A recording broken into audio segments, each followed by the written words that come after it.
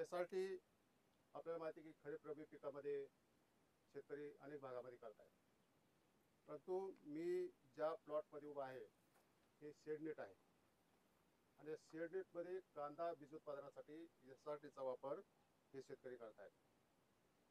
म्हणजे कांदा बीज उत्पादन हे आपण ओपन फील्डमध्ये घेतो, परंतु हे शेतकरी अनेक वर्षापासून कांदा बीज उत्पादन हे त्यांच्या शेडनेटमध्ये घेतात आणि SRT बरोबरच या कांदा बीज उत्पादन चांगल्या प्रकारे व्हावं, त्याचं पॉलिनेशन चांगल्या प्रकारे व्हावं, पराग सिंचन चांगलं व्हावं म्हणून ते मधपेट्याचा वापर पण करतात. तर ही SRT वरलं कांदा बीज उत्पादन मधमाशी पालनासह कसं घेतलं जातं याची आपण आज माहिती घेणार आहोत. माझ्या बाजूला जे शेतकरी आहेत ते त्यांची फार्मर्स प्रोड्युसर कंपनी पण आहे, ते अनेक पिकाचं बीज उत्पादन पण घेतात आणि त्या कंपनीच्या नावानं ते बीज विकतात पण. तर त्यांच्याकडूनच आपण या SRT विषयी, कांदा बीज उत्पादनाविषयी आणि मधमाशा पालनाविषयी माहिती घेऊ. तर आता तुमचं ही शेडनेटमध्ये मी बीज उत्पादन भाजीपाल्याचं पाहिलेलं आहे का? तुमच्या ह्या भागामध्ये, जालन्याच्या भागामध्ये किंवा बुलढाण्याच्या भागामध्ये शेडनेटमध्ये भाजीपाल्याचं बीज उत्पादन मोठ्या प्रमाणात घेतलं जातं, परंतु तुम्ही कांद्याचं बीज उत्पादन कसं काय घेता? शेडनेट माझ्याकडे आहेत आणि त्या शेडनेटमध्ये भाजीपाल्याच्या बीज उत्पादनासोबतच रब्बीमध्ये, कारण कांद्याचं बीज उत्पादन फक्त रब्बी हंगामात होतं आणि त्याला आयसोलेशनचा फार मोठा त्याच्यावर म्हणजे परिणाम होतो. मग दुसऱ्या जातीचं आयसोलेशन म्हणजे विलगीकरण घेत असताना तेच पीक किती अंतरावर नसावं हे स्टँडर्ड ठरलेले आहेत. हो, तर कांद्यामध्ये ते आयसोलेशन डिस्टन्स तुमचं शेडनेटमध्ये घेतलेलं आहे. 2 किलोमीटरचं आयसोलेशन लागतं, कारण हे कांदा हे खूप हायली क्रॉस पॉलिनेटेड क्रॉप आहे. तर त्याच्यामुळे म्हणजे वेगळ्या जातीचा जर कांदा त्याच्या 2 किलोमीटरच्या मधमाशाच्या परिघामध्ये असेल तर त्याच्यावर त्याचा आउटक्रॉस होतो आणि त्याच्यासाठी मग हे शेडनेटचा वापर आम्ही कांदा बीज उत्पादनासाठी करतो. तुम्ही म्हणता ह्याला SRT वरला आहे प्लॉट म्हणताय तुम्ही. आता शेडनेट मधले जे बेड्स असतात, एकदा बेड केल्यानंतर शेतकरी 2-4 वर्षे मोडत नाही, मग तरी पण तुम्ही SRT कसं काय म्हणता याला? नाही, SRT वर यासाठी म्हणतो की एकदा बेड केलेला जो आपण मोडत नाही मग तो SRT झाला. मग शेडनेट मध्ये असला काय आणि बाहेरचा असला काय, म्हणजे तो बेड एकदा आपण तयार केला, त्याच्यावर मल्चिंग अंथरलं आणि तो मोडला नाही म्हणजे तो आपण मोडलाच नाही समजा, म्हणजे तो ते SRT असं मी त्याला म्हणेल. त्याचं कारण असं आहे की म्हणजे झिरो टिलेज माती हलवली नाही की मग ते SRT तंत्रज्ञानाचा वापर. आणि त्याचं कारण SRT मध्ये काय आहे की पहिल्या पिकाचे अवशेष त्याच्यात राहिले पाहिजे, मुळं राहिली पाहिजे, खोड राहिले पाहिजे. तर तसं याच्यामध्ये पहिलं पीक खरबूज होतं. खरबुजाच्या नंतर दुसऱ्यांदा पीक आम्ही कारलं घेतलं आणि कारल्याच्या नंतर आता कांदा लावला. मग ती पहिली जी 2 पिकं होती, तर ती जी पिकं होती ती त्याची मुळं आणि खोड तुमची जमिनीतच आहेत. जमिनीतच आहेत. बरं, त्याची मुळं पण आहेत. मग ती जागची जागेवर ते खत केलं तुम्ही, कुजवली, त्यामुळे तुम्ही त्याला SRT म्हणता. SRT बाकीचे लोक उपटून घेतात. उपटून घेतात. तुम्ही ते करत नाहीत. आणि ह्याला मल्चिंग केलेलं आहे. मल्चिंग केलेलं आहे. आता SRT मधलं एक तत्व असं आहे की आपली जमीन जर झाकून ठेवली, मग ती प्लास्टिक मल्चिंग असेल किंवा नैसर्गिक मल्चिंग असेल, तर जमिनीच्या वरच्या थरामध्ये असलेला जो सेंद्रिय कर्ब आहे तो उष्णतेने उडून जात नाही. त्यामुळे आपण जमीन झाकून ठेवा असं त्यामध्ये सांगतो, त्याचं एक तत्व आहे SRTचं. तर त्यासाठी तुम्ही प्लास्टिक मल्चिंगचा वापर केलेला आहे. हो, प्लास्टिक मल्चिंगचा वापर त्याच्याबरोबर केलेलाच आहे. आणि ह्या मधल्या बेड मध्ये आपण पाहता की याच्यामधलं गवत पण आम्ही म्हणजे ते ग्लायफोसेट मारूनच त्याला जिरवलेलं जागेवर. आताही या पिकाच्या नंतर ज्यावेळेस ते गवत उगवलं तर ते आता सध्याही दिसतंय की आम्ही त्याला ते जागेवर जिरवलं, त्याचे मुळं, त्याचे पानं ते जागेवर कुजवलेत. SRT मधलं जे 2-4 तत्व आहेत त्यामध्ये एकदा बेड तयार केल्यानंतर तो मोडायचा नसतो, कारण जमिनीची हलव केली की तुमचा सेंद्रिय कर्ब उन्हामध्ये उष्णतेने उडून जात असतो, त्यामुळे हलव करायची नाही. आता बरेचसे शेतकरी मग आता हे कांद्याचे 2 बेड आहेत, त्यामधलं जे गवत आहे त्याच्यामध्ये सुद्धा निंदणी करायची नाही. ती जी गवतं आहेत ती आपल्याला तणनाशकाच्या द्वारे कंट्रोल करायची असतात. आणि होतं काय, याच्यामुळं की जागची जागेवर जिरल्यामुळं त्याचं खत तयार होतं आणि जसजसं मुळं कुजतील तसतसे लहान लहान पोकळ्या जमिनीमध्ये तयार होतात आणि आपल्या जमिनीमध्ये हवा खेळती राहण्यास मदत होते.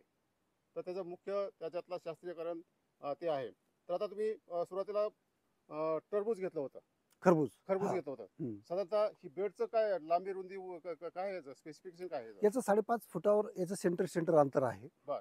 हा, आणि याच्यामध्ये 4 फुटावर खरबूज होतं पहिले. हा. त्याच जागेवर 4 फुटावर कारलं लावलं होतं. बर. आणि आता त्याला कांद्याचं प्लांट पॉप्युलेशन जास्त लागतं, हा. म्हणून त्याला 3 रो मध्ये त्याला हे केलं, छिद्र पाडले. दाखवावर मला 3 रो कोणत्या आहेत त्या? ह्या 3 रो आहेत. हे हा एक, हा. हा दुसरा आणि हा तिसरा रो आहे. म्हणजे प्रत्येक ठिकाणी एक एक तुम्ही रोप लावलंय? एक एक कांदा लावला बियाण्यासाठी. कांद्याचा, हा, बियाण्याचा कांदा. बियाण्याचं बीज उत्पादन आहे. बीज उत्पादन आहे. हा, त्यामुळे तुम्ही ही एक एक कांदा इथे लावलेला आहे. लावलेला आहे. 3 ओळी आहेत ह्या. 3 ओळी. माझ्याकडे 2 एकरचे सेडनेट आहे आणि त्या दोन्ही एकरमध्ये एक SRT वरचं एक एकरचं कांदा बीज उत्पादन आहे आणि एक बिगर SRTचं कांदा बीज उत्पादन आहे. आणि दोन्हीमध्ये मी मधमाशाचा वापर करतो, मधमाशाच्या पेट्या ठेवतो आणि त्यामुळे मधमाशाच्या पेट्या ठेवल्यामुळे उत्पादनात वाढ होते. कोणती व्हरायटी कोणती? ही फुले समर्थ हे ब्रिडर टू फाउंडेशन आहे. फुले समर्थ म्हणजे राहुरी कृषी विद्यापीठाचा महात्मा फुले कृषी विद्यापीठ राहुरी. हा राहुरीचा हा वाण आहे. त्यांनी विकसित केलेला वाण आहे. त्यांनी विकसित केलेला खरीपासाठीचं हे बियाणं आहे. बर. हा, म्हणजे खरीप सीझन मध्ये जो कांदा लावला जातो त्याच्यासाठी हे बियाणं रिकमेंडेड आहे. मेन क्रॉस पॉलिनेशन जरी असलं तर त्याच्यामध्ये मधमाशी पॉलिनेशन सगळ्यात जास्त होतं. हो. हा. हो. परंतु आता आपण वेगवेगळे केमिकल्सचा वापर वाढल्यामुळे मधमाशाचं प्रमाण कमी झालं असं म्हणतात. खरं आहे? अगदी खरं हा? आहे. मधमाशा त्याच्यासाठीच मधमाशा आवश्यक आहेत आणि कुठल्याही पिकामध्ये मधमाशी शिवाय पोलन होत नाही. म्हणजे शास्त्रज्ञांचं तर म्हणणं आहे की मधमाशी ज्या दिवशी या जगातून संपेल त्याच्यानंतर 4 वर्षानंतर अन्न मिळणार नाही. तर ती गोष्ट आज मधमाशी नॅचरली आपल्याकडे जेवढी आहे तिचं संगोपन किती करता येईल आणि त्यासाठीच मी मधमाशाचं पण संगोपन करतो. आणि मला 5 वर्ष झाली मधमाशाचं संगोपन. 250 मधमाशाचे पेटे आहेत. 250 मधमाशाचे पेटे आहेत. बरं, मी 50 म्हणतो. हा, नाही, 250 मधमाशाचे पेटे आहेत. बरं, ते म्हणजे बाकीच्या बाहेर आहेत. 50 आपण पाहिल्यात आता. मग आता मध्ये का ठेवले नाही? नाही, अजून हे फ्लॉवरिंगला आलं नाही. हा. हे आता फ्लोऱ्यात यायला, जस्ट फ्लोऱ्यात यायला याला अजून फ्लोऱ्यात पूर्ण यायला एक 7-8 दिवस लागतील. म्हणजे जसं जसं टप्प्याटप्प्यानं फ्लोऱ्यात येईल मग तशा पद्धतीने याच्यात मधमाशा वाढवता येतील. कारण मधमाशा वाढवल्याशिवाय याचं पोलन होणार नाही, कारण हे बंद आहे. कारण याचं पोलन सगळं हवा, कीटक याच्यानुसारच होतं. हा, तर त्याच्यासाठी मधमाशाची आवश्यकता आहे. आणि एरवी ओपन फील्डमध्ये पण जर आपण मधमाशा ठेवल्या तर 30% उत्पादनात फरक पडतो, 30% उत्पादनात वाढ होते. हा. दुसरा जो तुमचा याच्या संदर्भातला जो प्रश्न होता की याच्या कंट्रोलमध्ये, तर याच्यामध्ये पाण्याची पण फार बचत होते बेडवरती. म्हणजे मल्चिंगमुळे याचं बाष्पीभवन बिलकुल होत नाही.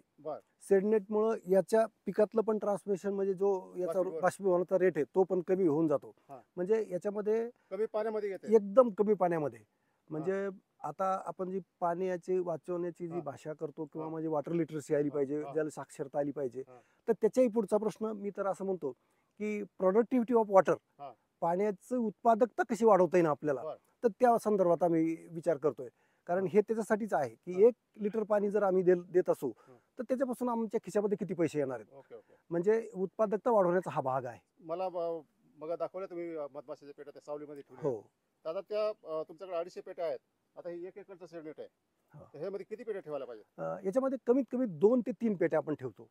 हा, म्हणजे त्याच्यामध्ये जर त्या 7 फ्रेम, म्हणजे जर साधारणतः आपण एक 10,000 माशी त्याच्यामध्ये जर असेल तर एका पेटीमध्ये 10,000 ती कामकरी माशी, म्हणजे 3 प्रकारच्या माशा असतात. तर कामकरी माशी 10,000, कमीत कमी 7 ते 10,000 असावी आणि त्याच्या 3 पेट्या याच्यामध्ये पूर्ण वेळ काम करू शकतात. बर. मग आता तुम्ही मध्ये ठेवल्यानंतर तुमचा पूर्वीचा अनुभव असेल की ते सगळ्या मधमाशा फिरतच असतील इथं? हो हो हो. आणि ते ह्या फुलावून ते परागीकरण करीत राहतात, परागकण जमा करतात आणि परागीकरण करीत राहतात. बरं, आता तुम्हाला अनुभव आला असेल ना पूर्वी, तुम्ही आता अनेक वर्षापासून तुम्ही सीड प्रोडक्शन घेताय कांद्याचं, जे ओपन प्लॉट मधलं आहे कांद्याचं बीज उत्पादन आणि तुमचं सेडनेट मधलं आहे विथ मधमाशा पालनासह, त्याच्यामध्ये उत्पन्नामध्ये काय फरक पडतो का? त्याला किती येतं, तुम्हाला किती येतं? त्याच्यामध्ये नैसर्गिक जे कीटक असतात, म्हणजे थ्रिप्स असेल, रोगराई त्याच्यामध्ये जास्त येते. याच्यामध्ये आता हे म्हणजे एकाच फॉर्मवर हे पीक आलेलं आहे आतापर्यंत. म्हणजे याच्यामुळे कंट्रोल असल्यामुळं, कंट्रोल फार्मिंग ज्याला आपण म्हणतो, म्हणजे तर त्याच्यासाठी याच्यामध्ये कुठल्याही पेस्टचा झाला नाही. हा, आणि पाण्याची बचत झाली. विशेष म्हणजे 0 टिलेज याचं बेड करण्याचा खर्च जो आहे तो हा प्रत्येक पिकाला, म्हणजे एकदा बेड 1 एकरचे करायचे असतील तर 50,000 रुपये लागतात. हा, म्हणजे ही मल्चिंग जवळजवळ 14-15 हजाराची मल्चिंग होते, म्हणजे याचं आच्छादन आणि खतं, त्याला भर खतं, शेण खतं, त्याचा मजुरीचा खर्च, हा. ह्या सगळ्याचा खर्च एकत्रित केला हा. तर 50,000 रुपये एका पिकाला लागतात. तर बर. तो याच्यामध्ये 100% वाचलेला आहे. 100% वाचला. हा, म्हणजे एकदा त्या पिकाला बीड तयार केले हा. तर तो, किंवा 100% म्हणण्यापेक्षा 3 पिकावर डिवाइड झाला तो. बर बर.